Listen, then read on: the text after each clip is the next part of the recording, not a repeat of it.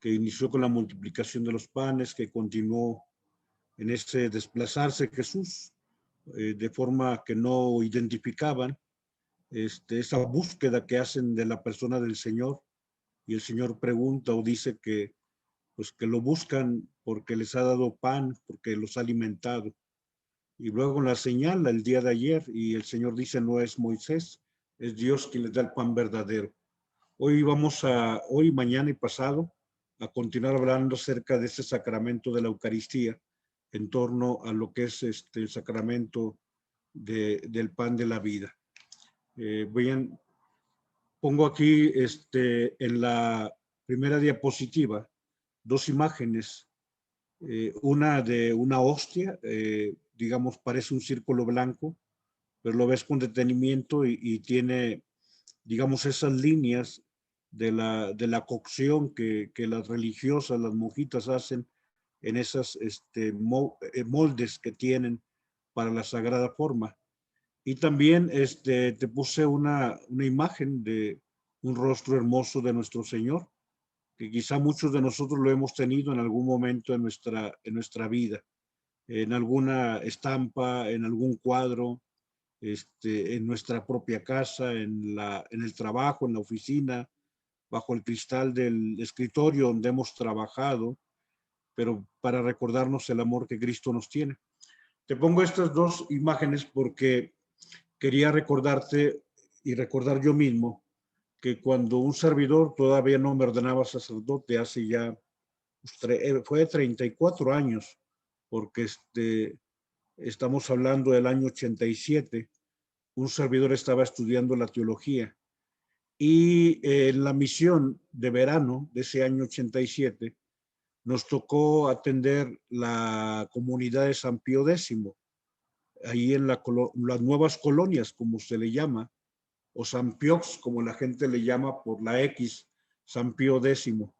Y dentro de lo que teníamos que atender, pues estaba una escuela que está atrás de la parroquia de San Pío X, también una casa de religiosas, y en el visiteo nos tocó llegar a un lugar donde se tiene una institución para niños Down. Todavía la tienen por ahí, me tocó a mí pasar ahora el miércoles santo, en que fue la renovación de las promesas sacerdotales.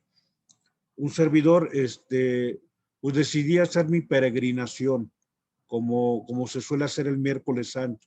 Obviamente por la pandemia este año no se convocó, pero como yo estaba en la casa sacerdotal, acá por el San José, iba a ir a la Basílica de Guadalupe, dije, bueno, pues no tengo otros quehaceres o que algo que me impida hacer mi peregrinación. Y bueno, ya hice mi peregrinación desde ahí prácticamente el Hospital San José hasta la Basílica de Guadalupe.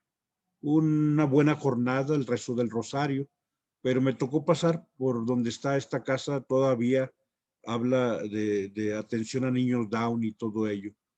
Bueno, durante ese verano del 87 nos tocó la misión ahí en San Pío X, y dentro de lo que atendimos también estaba esta institución de formación para nuestros niños Down, niños especiales, muy especiales. Y bueno, el responsable de la misión era un sacerdote que ya falleció, muy querido por nuestro querido Monterrey, Monseñor Juan José Hinojosa Vela. Y como estábamos dando ahí también formación para que después del verano poder darles la primera comunión a los niños, al niño, a la niña Down, obviamente con la atención y con la aprobación de su familia, Monseñor Juan José, cuando yo le dije, oiga, ya vamos a terminar, ¿cómo le hacemos? En el catecismo ponemos un examen para la primera comunión. Aquí, pues yo quiero preguntarle, porque pues, son niños inocentes, son corazones limpios, y ¿cómo le hacemos? Y Monseñor Juan José me dice, mira, Rogelio, aquí lo importante es que ellos distingan la presencia de Jesús en la hostia consagrada.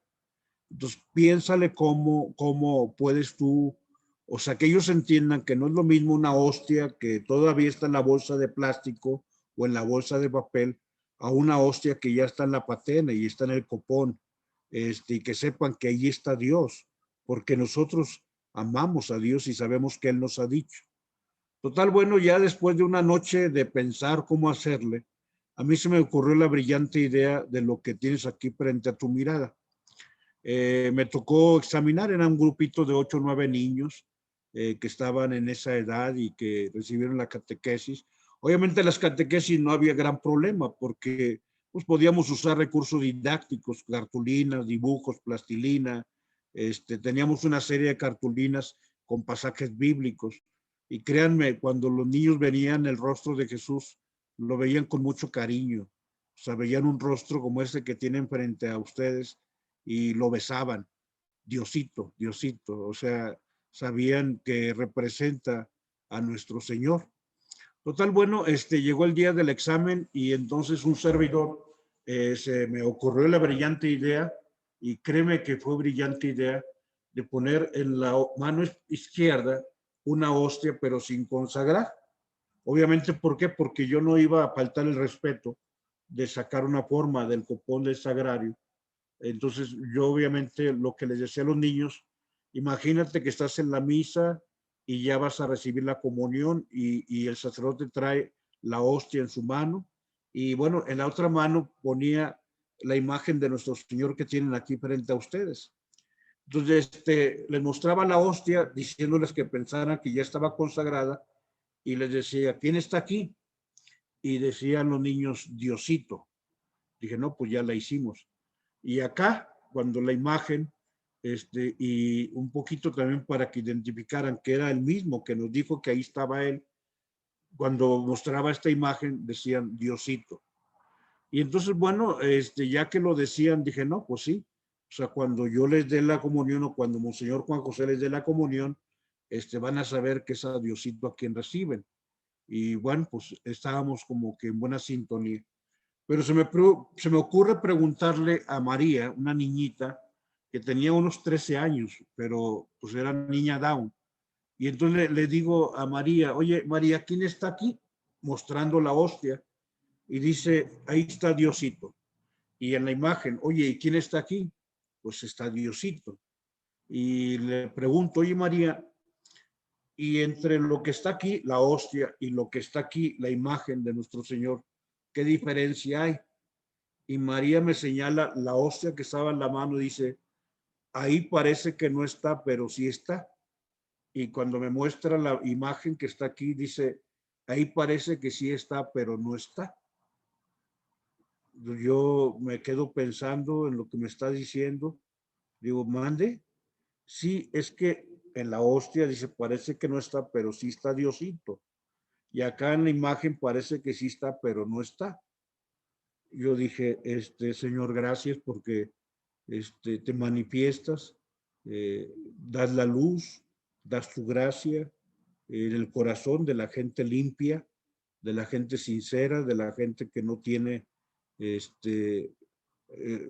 contaminación, afectación en sus sentimientos.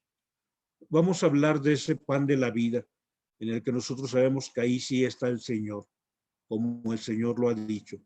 Adelante, vamos al texto del Evangelio. Que el Señor esté con ustedes y con tu espíritu. Proclamación del Santo Evangelio según San Juan. Gloria a ti, Señor Jesús. En aquel tiempo dijo Jesús al gentío, yo soy el pan de vida. El que viene a mí no tendrá hambre y el que cree en mí no tendrá sed jamás. Pero como os he dicho, me habéis visto y no creéis. Todo lo que me da el Padre, todo el que me da, lo que me da el Padre vendrá a mí, y al que venga a mí no lo echará fuera, porque he bajado del cielo no para hacer mi voluntad, sino la voluntad del que me ha enviado. Esta es la voluntad del que me ha enviado, que no pierda nada de lo que me dio, sino que lo resucite en el último día. Esta es la voluntad de mi Padre, que todo el que vea al Hijo y cree en él tenga vida eterna, y yo lo resucitaré en el último día. Palabra del Señor. Gloria a ti, Señor Jesús. Bien, he subrayado el elemento del alimento. El que viene a mí no tendrá hambre, el que cree en mí no tendrá sed jamás. Y bueno, la afirmación anterior, yo soy el pan de vida, yo soy el pan de la vida. Bien, adelante, quiero hablar un poquito sobre el alimento en general Desde los primeros tiempos, en el mundo semita, se reconoce un valor sagrado al alimento. Y aquí aclaro la palabra semita porque de pronto hablamos del mismo pueblo diciendo es el pueblo semita, es el pueblo hebreo, es el pueblo judío, todo esto tiene, o el pueblo arameo inclusive, o sea, todo esto tiene una referencia o geográfica o de origen genealógico. Por ejemplo, se le llama pueblo semita porque te acuerdas que Noé tuvo 3 hijos, Sem, Cam y Japet. Entonces, hay los japetitas, hay los cananeos, que son los hijos de Cam o de Canaán, y están los semitas, que son los hijos de Sem. Entonces, acuérdate de estos 3 hijos de Noé. Entonces, cuando se habla del pueblo de Israel, se considera que son descendientes de Sem, es el pueblo semita. Cam es el que se asentó en la tierra prometida. Por eso ese conflicto entre los israelitas y los cananeos. Pero en realidad son pueblos hermanos. Y los jafetitas van muy unidos a los pueblos árabes, pero todos son hijos de Noé. Solamente para mencionar los otros nombres, hablar del pueblo arameo es por la región de Aram, hablar del pueblo judío es porque son descendientes de Judá, y pues bueno, ahorita me refiero al mismo pueblo, obviamente a tiempos primitivos, los tiempos remotos. El pueblo semita, es decir, los descendientes de Sem, reconocen el valor sagrado en los alimentos, un valor en el pan, en el agua, en el vino, en los frutos.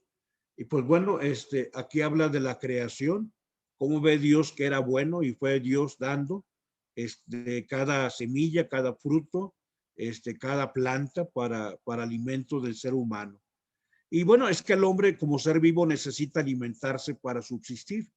Y digamos que tenemos una dependencia que al mismo tiempo manifiesta nuestra necesidad o en este caso nuestra inconsistencia.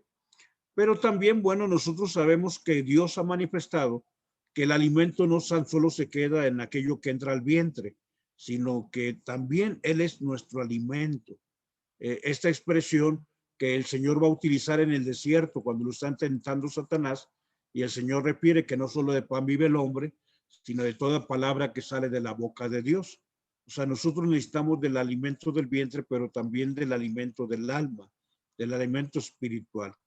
Y bueno, recordar que cuando el Señor estaba con la samaritana en el brocal del pozo, cuando los apóstoles dicen que ya hay que comer, el Señor dice, bueno, que él pues ya había comido y los apóstoles piensan que alguien le trajo de comer.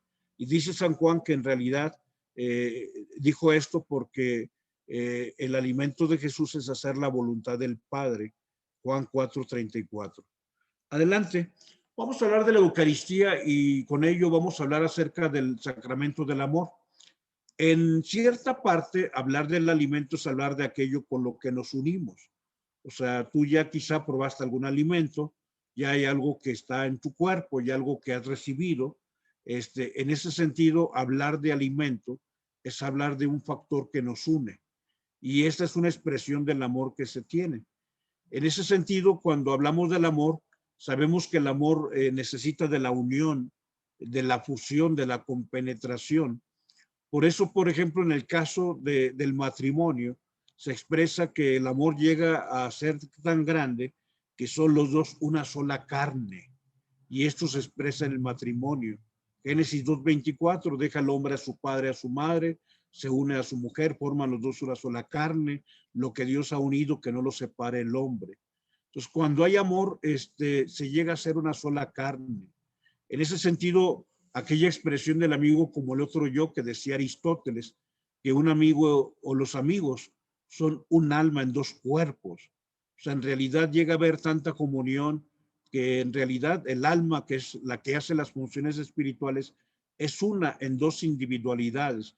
Es decir, aunque son dos individualidades, dos cuerpos, sienten, se emocionan, se alegran, se entristecen en una comunión que es esa alma en dos cuerpos. O sea, a uno le va bien, el otro está feliz de que le haya ido bien al amigo. Es esa alma en dos cuerpos que dice Aristóteles, que habla en ese sentido de lo que significa la comunión. Y en ese sentido, bueno, cuando hablamos de la unión como misterio de amor, pues en realidad este es el misterio de la encarnación. Y el verbo de Dios se hizo carne y plantó su tienda entre nosotros. O sea, llega a ser tanto el amor que Dios nos tiene, que nos tiene el verbo de Dios, que nos unimos a Él, o que Él se une a nosotros. O sea, entre Cristo y nosotros hay una sola carne, porque Cristo tomó de nuestra carne, tomó de esta carne de Adán y de Eva, la transformó. O sea, cuando Él se une a una carne como la tuya y la mía, que en los pasajes que hemos estado viendo en la Pascua, habla de aquel que dice, tienen algo de comer. Ya vimos acerca de ese elemento en torno a una presencia física glorificada, pero es el misterio de la encarnación. O sea, el cuerpo de Cristo es un elemento que ya no se separa después de que en el vientre materno de nuestra Madre Santa se une el verbo de Dios, el Hijo eterno del Padre, la segunda persona de la Trinidad, se une a la carne que se gesta en María, y entonces a partir de ahí ya no hay separación.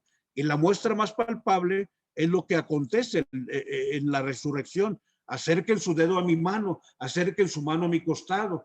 O sea, cuando en los discípulos de Maús dice que toma pan y lo partió, o sea, ese elemento corpóreo que obtuvo Jesús en el vientre materno de nuestra Madre Santa es algo que ya no se separa. O sea, Jesús es una sola carne con nosotros. Y en ese sentido, bueno, podemos entender lo que ya te decía, el misterio esponsal que dice la carta a los Efesios. Maridos, amen a sus esposas como Cristo amó su iglesia y se entregó a sí mismo por ella. Así deben amar los maridos a sus esposas como a sus propios cuerpos. O sea, hay una unión. Hablamos pues de esta unión a partir del amor. Adelante. Pero aparte de la unión que hay en el amor, en el matrimonio, en la encarnación, hay una unión que se da por el alimento. Este es un tipo de comunión permanente y profundo. Digamos que llega a formar parte de nosotros, a constituir nuestro propio cuerpo. O sea, lo que yo ingiero se convierte en Rogelio. O sea, lo que yo como, o sea, se convierte en el nutriente que me sostiene, que se transforma dentro de esa función de digestión que se tiene. Pues llega a formar parte de mí y constituir mi propio cuerpo. Y en ese sentido entendemos este misterio tan alto, tan grande, de Jesucristo que quiere quedarse como el pan y como el vino, el que bebe, come mi carne, bebe mi sangre. Entonces habla de aquello que tú y yo podemos físicamente comulgar, físicamente recibir y deglutir y transformar, o más que transformar, que nos transforma en Cristo. Entonces se ha quedado en la Eucaristía con un dinamismo activo que tiene el alimento, que es una forma de fusión. Tomen, coman, tomen, beban. Es una alianza de fusión permanente, como la que acontece con el alimento, con aquella persona que lo come. Adelante.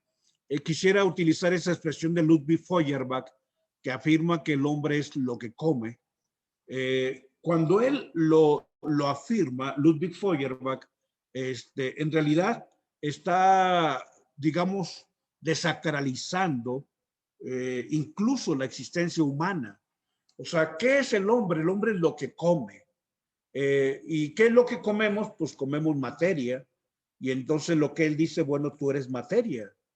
O sea, el hombre es lo que come, pues tú eres, pues si tú quieres un trozo de carne o verduras o frutas o un producto lácteo o un poquito de pescado, pero ¿qué es eso? La leche, el pan, el pescado, la carne roja o la carne de pollo o la ensalada, pues es materia. Ludwig Feuerbach expresaba el hombre es lo que come diciendo, pues el hombre es solamente materia. O sea, Rogelio es materia, Ana es materia, Alejandro es materia, Per es materia, Claudia es materia. Entonces, pero incluso puedo decir que Ludwig Feuerbach en realidad estaba siendo más grotesco, sobre todo para negar ese elemento espiritual que tenemos tú y yo. O sea, sabemos tú y yo que no solo somos materia, sino que tenemos el nefesh, que es el alma, y el ruach, que es el espíritu. O sea, sabemos que no solo somos materia, sino que hay una dimensión espiritual en nuestra persona. Pero en realidad te digo, Ludwig Feuerbach iba mucho más allá, incluso hasta llegar a ser grotesco. ¿Por qué? Porque lo que Ludwig Feuerbach, en esa, digamos, desacralización del ser humano, que dice que el hombre es lo que come, en realidad lo que él está diciendo es que el hombre es lo que descome. O sea, ¿qué somos tú y yo? Pues no tenemos nada que nos haga trascender. O sea, según Ludwig Feuerbach, o sea, lo único que tú y yo somos, pues somos residuos, somos desechos. O sea, somos ese alimento que a la entrada está el alimento y a la salida está el excremento. O sea, lo que está diciendo Ludwig Feuerbach, puede decir que tú y yo somos alimento, pero también en lo que está diciendo, si el hombre es lo que come, está diciendo lo que es ese alimento cuando sale. Te digo, la expresión es grotesca. No obstante, digamos, silogismo con premisa mayor, premisa menor y conclusión. El hombre es lo que come, premisa mayor. Premisa menor, comemos pan o comemos materia. Conclusión, somos materia. Ese es el silogismo. Esa es la lógica simple. Premisa mayor, el hombre es lo que come. Premisa menor, comemos materia. Conclusión, somos materia. Pero ahora, bueno, en este sentido, lo que hoy Dios nos regala en el sacramento y en el capítulo 6 de San Juan es ubicar que Cristo se atrevió a llevar su amor hasta hacerse comida del ser humano.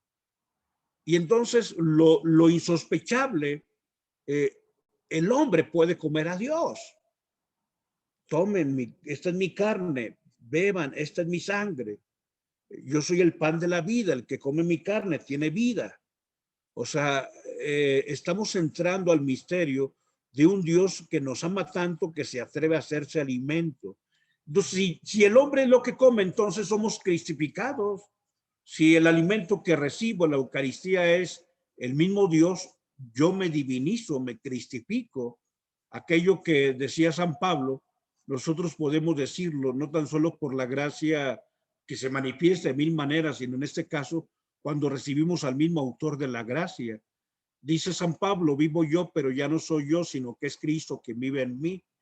En efecto, o sea, ya no soy yo, sino cuando yo recibo la comunión, yo soy Cristo, es Cristo quien vive en mí, es Cristo quien me cristifica, o sea, cuando comulgo lo recibo a Él.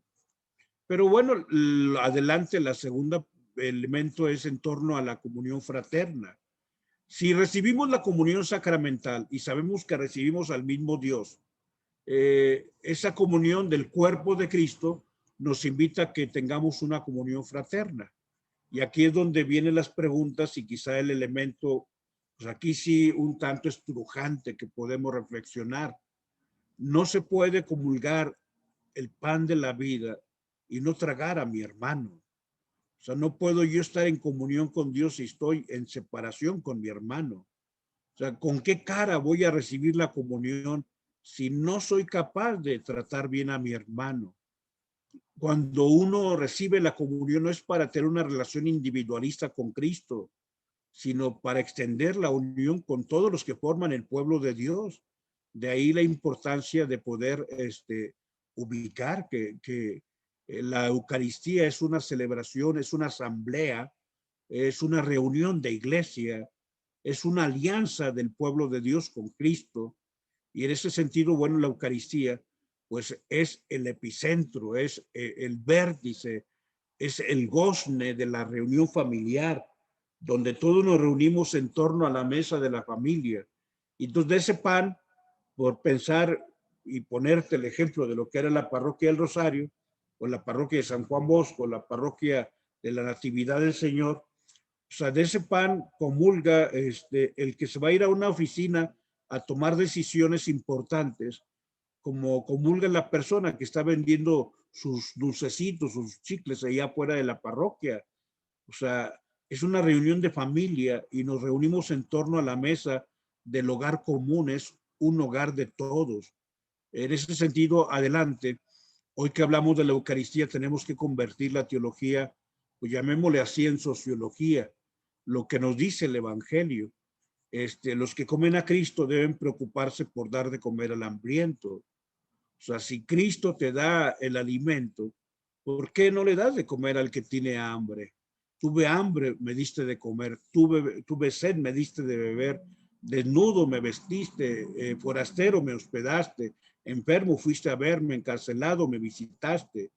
Y aquí, bueno, es bueno hablar de diferentes tipos de hambre, que incluso sabemos, por ejemplo, en el caso de quienes llaman para ayuda psicoemocional, pues lo que tienen hambre ellos es de alguien que les escuche, de alguien que les comprenda, de alguien que esté al otro lado y que les pueda dar una palabra que les fortalezca. O sea, hay esta necesidad de otro tipo también de alimentos que alimentan o que fortalecen nuestro cuerpo. Acuérdate de aquel poema de Gloria Fuertes, la poetisa española. Gloria Fuertes dice: hoy me entristecen otros pobres, me dan pena los mendigos de ciencia, los mendigos de duda, esos sí que me dan pena. Los que no tienen nada duermen a pierna suelta en una banca bajo el puente y beben en la taberna. Se rascan una pierna, piensan que son profetas. Mendigos son los que dicen, y si Dios no existiera. Sí, hoy hay mucha gente viviendo en la mendicidad y está hambrienta. La gente necesita del alimento. Obviamente estamos hablando de un alimento sagrado que se nos da en el altar, pero también ese dar de comer a quien Cristo me pide, que Él que me da de comer, pues yo le entienda que yo tengo que ir a dar de comer a las personas también. Concluyo adelante con una carta hermosa de Manuel Munier a su hija François, que estaba muriendo. Y en estas cartas lee las obras completas de Manuel Munier en sus lettres, o en francés, bueno, letré, en sus cartas, letré, y ahí Manuel Munier tiene en esa letré este texto. Cuando le habla a su hija, dice: François, hijita mía, una nueva historia interviene en nuestro diálogo. Resistir a las formas fáciles de una paz firmada con el destino. Continuar siendo tu padre y tu madre, no abandonarte a nuestra resignación, no acostumbrarnos a tu ausencia, a tu milagro, darte tu pan diario de amor y de presencia. Proseguir la oración que eres, reavivar nuestra herida, porque esta herida es la puerta de la presencia, estar contigo, ¿sí? Darte tu pan diario de amor y de presencia. Hay personas que necesitan de ese pan, el pan del amor, el pan de la presencia, el pan de la compañía.